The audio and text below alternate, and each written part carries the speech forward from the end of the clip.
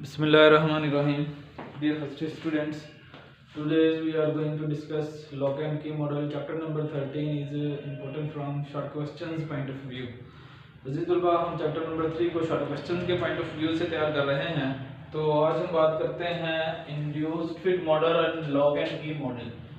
अगर देखा जाए तो एक साइंटिस्ट था ईमेल फिशर, जिन्होंने 1890 में लॉक एंड की मॉडल पेश किया।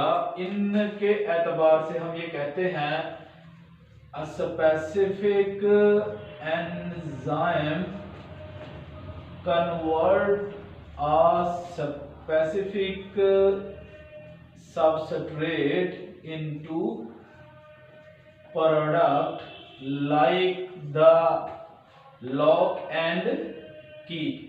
Like a key can open only a specific lock. इन्होंने ये कहा था कि अगर हम देखें, जैसे एक स्पेसिफिक चाबी से ही एक ताला खुलता है, ऐसे ही एक खास एंजाइम ही अपने सबस्ट्रेट को प्रोडक्ट्स में बदलता है। और इसके बाद इन्होंने ये कहा था कि इस मॉडल के एतबार से जो एक्टिव साइट है, active site of the enzyme is the rigid structure and it is not changeable।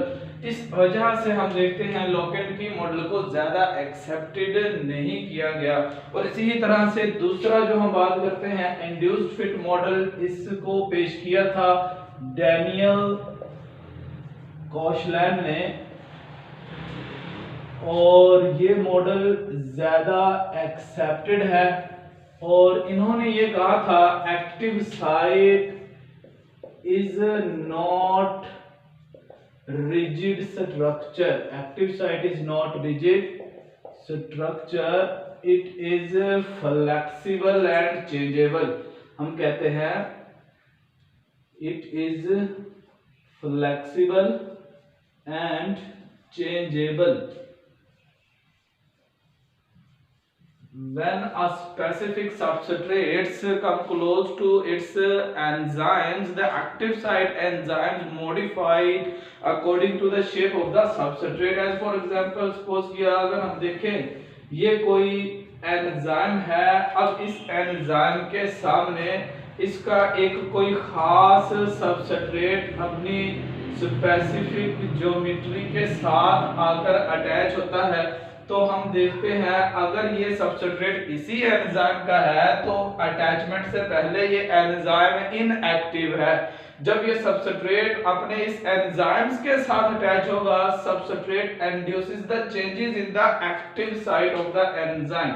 अब देखिए ये वाली जो शेप है, इसको हम कहते हैं it is the active site.